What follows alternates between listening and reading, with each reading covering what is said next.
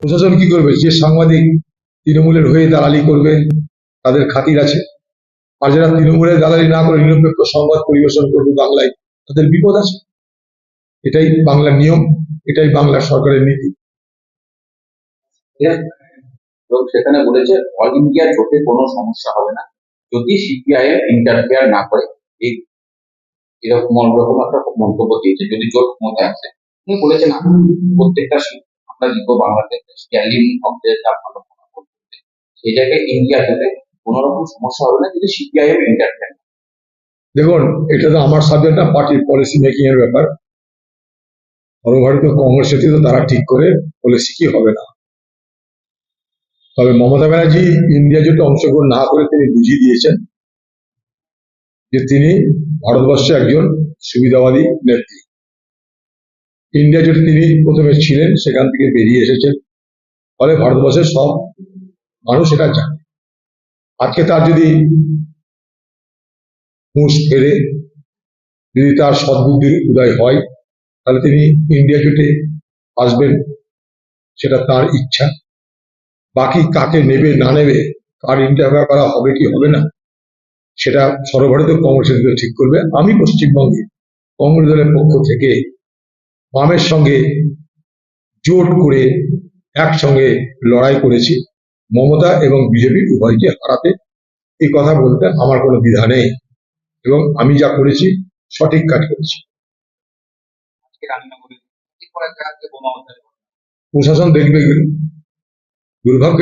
আমরা চাই আইন শৃঙ্খলা যেমন সুস্থ স্বাভাবিক থাকুক, নির্বাচন আসে যায়, মানুষের প্রাণ যেন না যায় কোনো কারণে।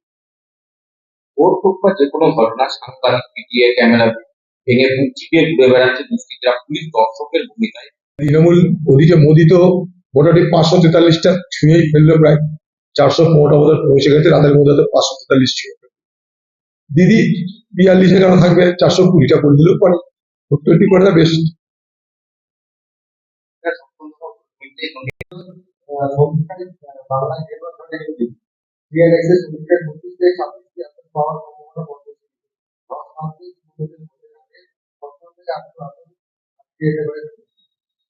देखिए, कुछ भी हो सकता है,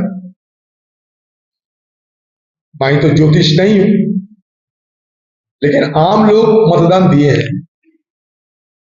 आम लोगों की मतदान के मद्देनजर सारे हिंदुस्तान में मोदी जी और मोदी के सरकार के लिए आज एक बड़ा चुनौती पैदा हो चुके हैं, और हिंदुस्तान के आम लोग मोदी जी को सत्ता से बाहर करने के लिए चुनाव में मतदान किए हैं। टीवी वालों ने, गोदी मीडिया वालों ने जितने भी झूठ की पुलिंदा आम लोगों के सामने पेश करे, वो उनका अपना मर्जी है, लेकिन हिंदुस्तान के आम लोगों की राय एक दूसरा बयान देते हैं। वो बयान ये है कि इस बार मोदी सत्ता से बाहर, और इसमें हम लोग कायम है। ये सारे मनस्तात्विक मनोवैज्ञानिक दबाव डाला जा रहे हैं हमारे काउंटिंग एजेंट पे।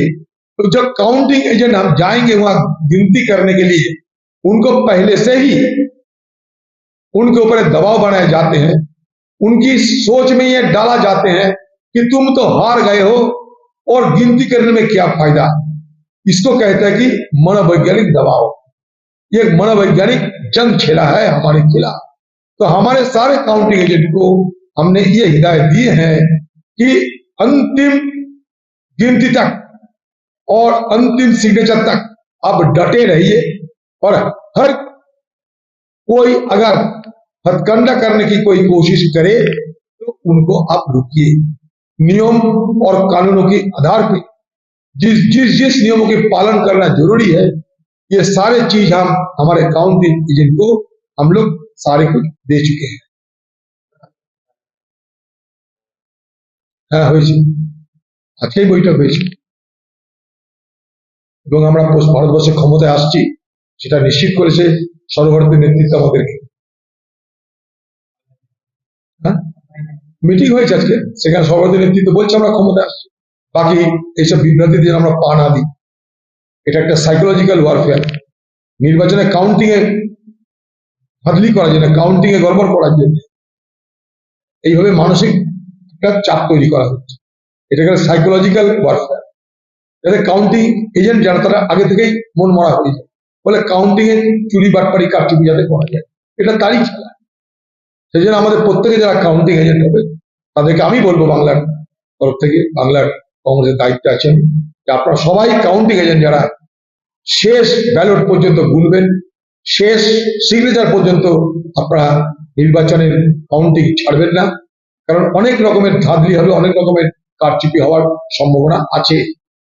ইলেকশন কমিশন থাকুক আর না থাকুক, আপনারা নিজেরা কারোর উপর নির্ভর না করে নিয়ম যা আছে নির্বাচনের গণনার, সেই নির্বাচনী গণনার নিয়ম কানুন মেনে আপনারা সবাই অংশগ্রহণ করবেন। এ কথা আমরাও আমাদের সমস্ত স্তরে যারা কর্মী আছে তাদের কাছে এই বার্তা আমরা দিচ্ছি।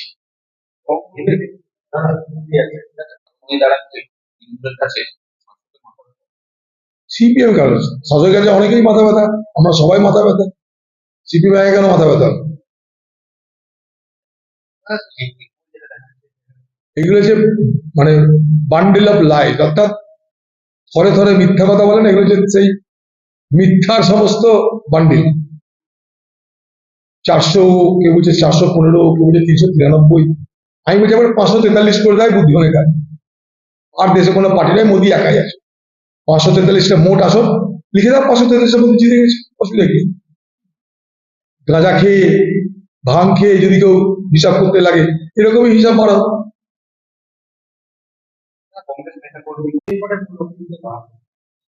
এতদিন পর ধরেনি তাই ধরা পড়ে। তৃণমূলের যারা অপরাধী তাদেরকে পুলিশ ধরে না তাই তারা ধরা পড়ে, ধরলে তারা ধরা পড়ে। তৃণমূলকে ধরবেন তো ধরা পড়তো না, চাপে পড়ে ধরেছে। সংস্থার চাপ, রামকৃষ্ণ মিশন একটা প্রতিষ্ঠিত প্রতিষ্ঠান, তাদের চাপ, বাংলার মানুষের সমালোচনা, তাদের চাপ, চাপের কাছে মাথা নিচু করে ধরেছে। এর বেশি আর কি হয়েছে? ধরেনি, তার মানে ধরতে চাইনি তাই ধরে। ভোট ছিল তাই ধরেনি, ভোটে কাজে লাগাতে হবে মস্তাদের তাই ধরে। ভোট শেষ হয়েছে এবার ধরেছে, মুখ রক্ষার জন্য ধরেছে। গতকাল দেখা গেছে সারাদিন এটা তো আমাদের রাজ্যের ব্যর্থতা, এটা রাজ্যের ব্যর্থতা যে আজকে ভোটের আগেও 144 ধারা গুলি গোলা বোম, ভোটের পরেও 144 ধারা গুলি গোলা বোম। কোথায় আছি আমরা? সন্দেশকারীটা জল তো দাও। বাংলার মুখ্যমন্ত্রী বলে দিয়েছে আগে জিতবো তারপর যাবো। এই যদি বাংলার মুখ্যমন্ত্রী অ্যাটিটিউড হয় তাহলে বাংলার মানুষের নিরাপত্তা কে দেবে? তাই সন্দেশকারী উত্তপ্ত রক্ত।